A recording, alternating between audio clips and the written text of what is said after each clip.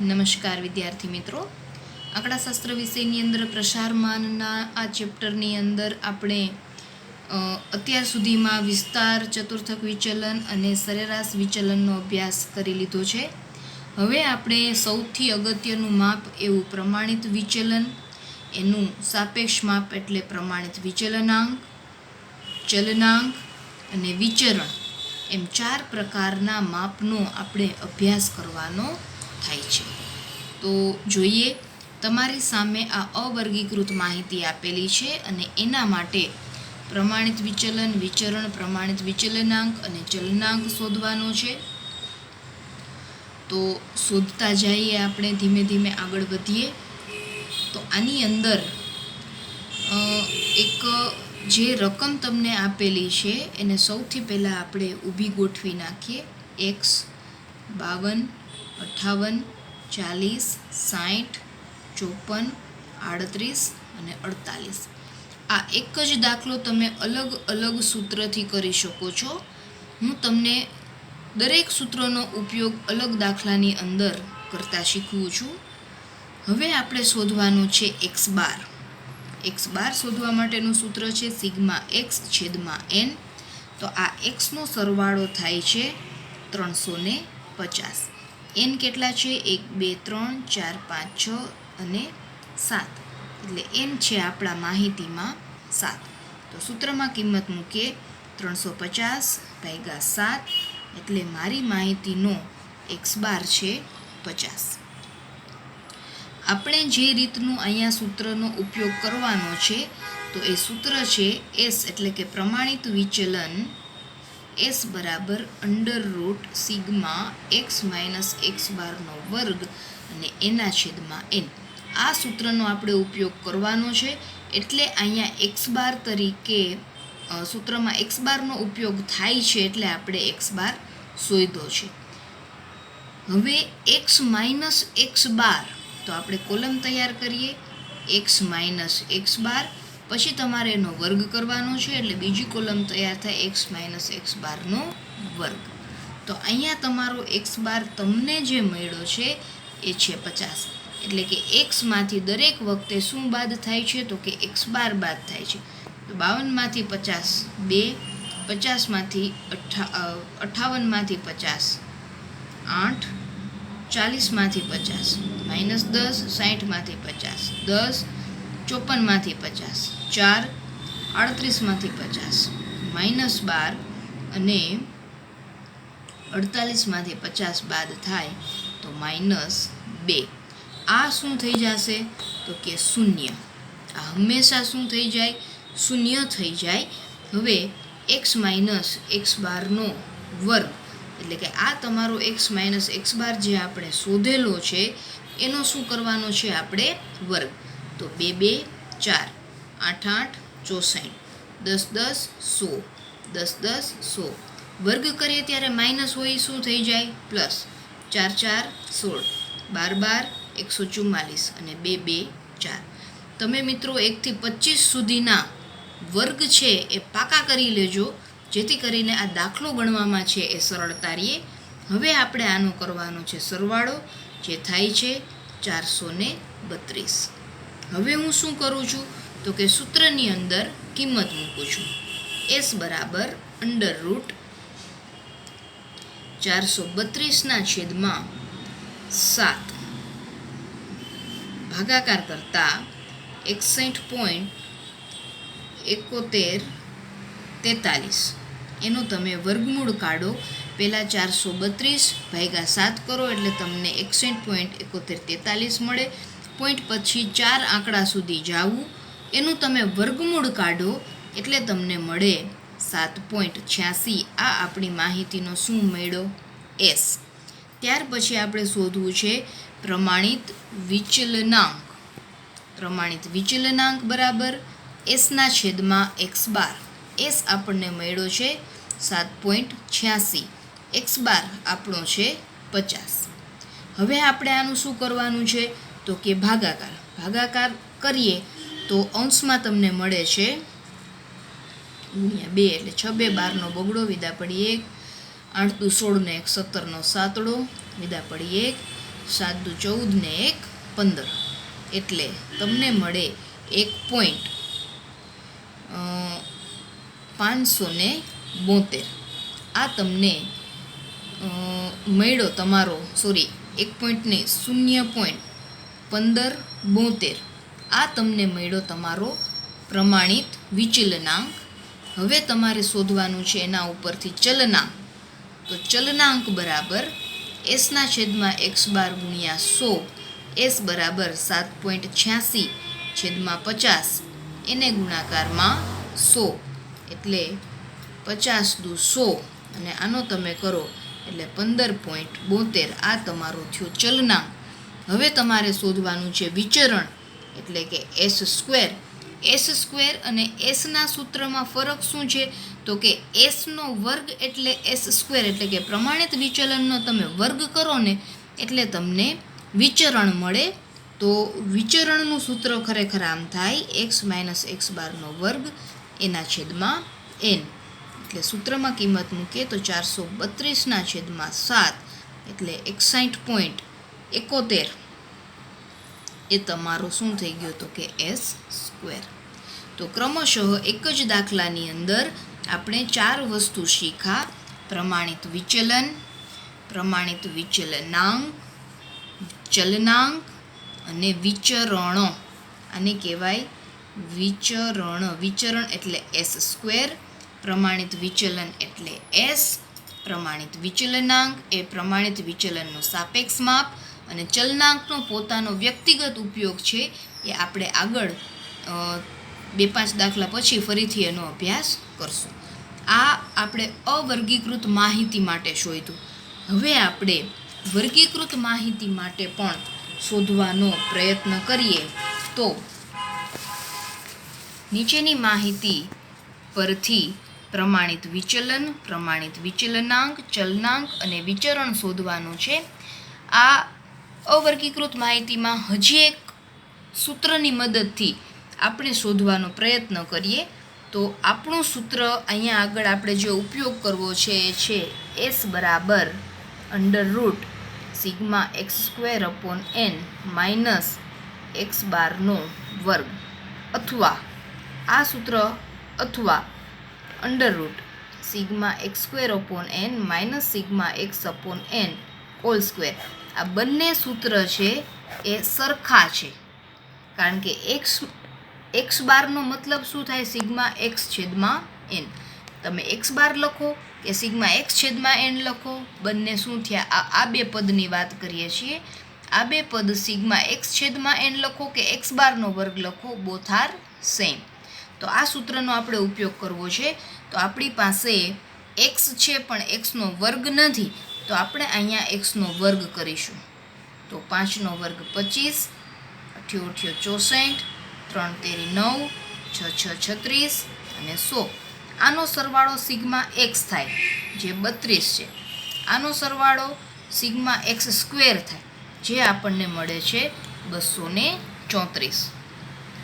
હવે સૌ પહેલાં આપણે x બાર શોધીએ.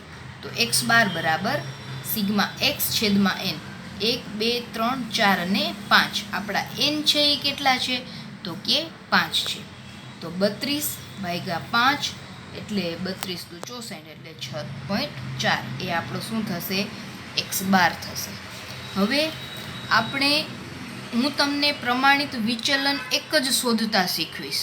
તમારે વિચરણ, પ્રમાણિત વિચલનાંક, ચલનાંક બધું જાતે શોધવાનું રહેશે.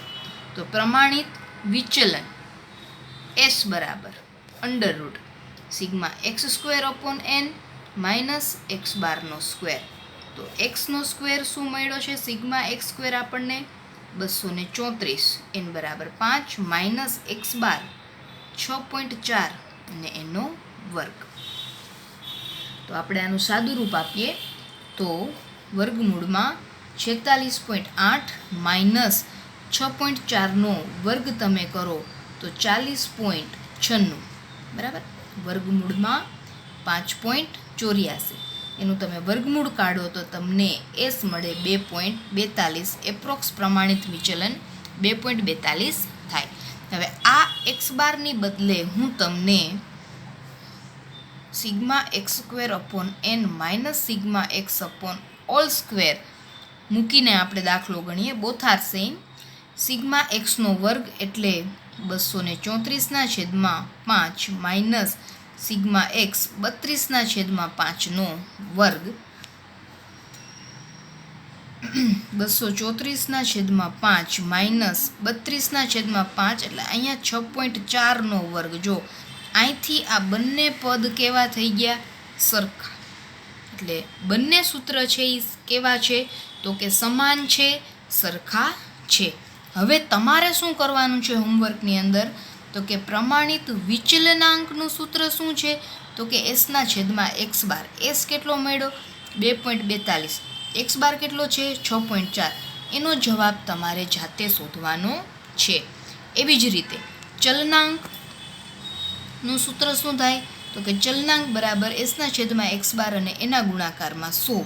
તો 2.42/6.4 અને એના ગુણાકારમાં 100. તમને જે જવાબ મળે એ તમારો શું થયો? ચલનાંક. અને વિચરણ શોધવા માટે તમારે શું કરવાનું છે? તો કે વિચરણ બરાબર એસનો સ્ક્વેર.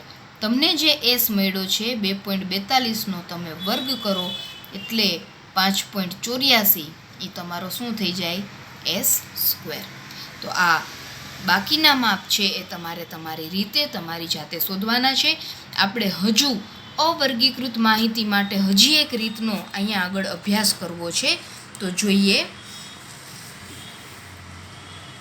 નીચેની માહિતી પરથી પ્રમાણિત વિચલન, વિચલનાંક, ચલનાંક અને વિચરણ આપણે શોધવાના છે.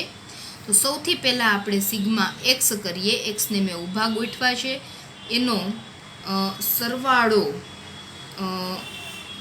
જે થતો હોય તે, પણ આપણા માટે આ જે રકમ છે એ ખૂબ મોટી છે. આ રકમ આપણા માટે ખૂબ મોટી છે. ડાયરેક્ટ એનો વર્ગ નથી થઈ શકે એમ. એટલે આપણે શું કરીએ છીએ? તો કે ડી શોધીએ છીએ. ડીનું સૂત્ર x માઇનસ એ બરાબર આપણે કોઈ એક રકમને ધારવાની છે. તો હવે આપણે આ રકમને કઈ ધારવી એ આપણે નક્કી કરવા માટે આપણે આ માહિતીનો એક્સ બાર શોધીએ. 132 વત્તા 147 વત્તા 120 વત્તા 152 વત્તા 125 તમે કરો એટલે તમને સિગ્મા એક્સ મળે. એ સિગ્મા એક્સ આપણે શા માટે શોધવો પડશે? તો કે આપણે એક્સ બાર શોધવો છે. આપણે એક્સ બાર શા માટે શોધવો છે? તો આપણે એક્સ બાર શોધ્યા પછી નક્કી કરવું છે કે એ કોને ધારવા, જેથી કરીને તમને બને એટલી રકમ કેટલી મળશે? તો કે નાની મળશે. તો એક્સ બાર બરાબર સિગ્મા એક્સ છેદમાં એન. 676 divided by 1 2 3 4 5. એન બરાબર 5 છે. ભાગ્યા 5 આપણે કરીએ તો મને એક્સ બાર મળે છે 135.2. અને આ એક્સ બારનો બીજો ઉપયોગ શું છે? જ્યારે આપણે પ્રમાણિત વિચલનાંક શોધતા હશું ત્યારે આપણે S/x બાર કરવાનો છે, ત્યારે આપણે આનો ઉપયોગ કરીશું. હવે આપણને એક્સ બાર 135.2 મળ્યો છે. તો એ આપણે ધારીએ ત્યારે આપણે 135 ધારીએ તો આપણી સરળતા વધી જાય. તો 132માંથી 135 બાદ -3, 147માંથી 135 બાદ 12, 120માંથી 135 બાદ -15, 152માંથી 135 બાદ 17, 125માંથી 135 બાદ -10. એનો સરવાળો આપણે કરીએ તો એને કહેવાય સિગ્મા ડીઆઈ, જે આપણને મળે છે 1. હવે કરવાનો છે ડીનો વર્ગ. 3 3 9, 12 12 144, 15 15 225, 289, 100. આને કહેવાય સિગ્મા ડી સ્ક્વેર, જે મને મળે છે 767. તો હવે પ્રમાણિત વિચલન એટલે કે એસનું સૂત્ર શું થાય? તો કે under root sigma D square upon N minus sigma D upon N whole square. તો sigma D square 767 divided by 5 minus 1/5 અને એનો વર્ગ. Sigma D 1/5 D square 767 divided by 5. હવે તમે એનું સાદુરૂપ ક્રમશઃ આપતા જાઓ તો 153.4 માઇનસ 1/5 એટલે એ 0.2 થાય ને 0.2નો વર્ગ કરો તમે એટલે 0.04 એ તમે બાદ કરો એટલે 153.36નું તમે વર્ગમૂળ કાઢો એટલે એસ બરાબર તમને મળે 12.38. પ્રમાણિત વિચલનાંક જો તમારે શોધવું હોય તો એસના છેદમાં x બાર એટલે 12.38ના છેદમાં x બાર જે આપણે શોધ્યો 135.2 12.38 ભાગ્યા 135.2 એટલે અહીંયા મને મળે છે 0.025 બરાબર. એટલે અહીંયા તમે પોઈન્ટ પછી 4 આંકડા કન્સિડર કરશો તો તમને વધારે સારું રહેશે. અહીંયા 5 પછી 6 છે એટલે આગળના આંકડામાં હું 1 અહીંયા ઉમેરી દઉં છું. આ મારું પ્રમાણિત વિચલનાંક થયો. હવે મારે ચલનાંક શોધવો હોય તો એસના છેદમાં x બારના ગુણાકારમાં 12.38ના છેદમાં 135.2 ને ગુણાકારમાં હું 100 કરું એટલે મને મળે 9.16 બરાબર. અને વિચરણ એટલે કે એસ સ્ક્વેર જો મારે શોધવો હોય તો અહીંયાથી હું ખાલી આ વર્ગમૂળ કાઢી નાખું ને એટલે મને મળી જાય 153.36 અથવા તમારે શું કરવાનું 12.38નો તમે વર્ગ કરો તો પણ તમને મળશે 153.36. તો આ રીતે આ વર્ગમૂળની નિશાની તમે વર્ગમૂળ નથી કાઢતા ને તો એ વિચરણ છે અને વર્ગમૂળ કાઢી નાખો છો ને તો એ શું છે? પ્રમાણિત વિચલન. તો તમે જુદા જુદા 3 સૂત્રનો ઉપયોગ કરી અને દાખલો ગણતા શીખા. જો તમારે અલગ પાડવો હોય તો કેવી રીતે પડશે? તો કે x બાર પૂર્ણાંક હોય ત્યારે, સરળતાથી વર્ગ થઈ શકે એમ હોય ત્યારે, અને છેલ્લે જ્યારે રકમ ખૂબ મોટી છે, x બાર પણ પૂર્ણાંક નથી ત્યારે. આમ 3 અલગ અલગ રીતથી તમે પ્રમાણિત વિચલન છે એ શોધી શકો છો. આ અને આના જેવા બીજા જે કંઈ પણ દાખલાઓ હોય એ તમારે ગણવાના રહેશે. નમસ્કાર.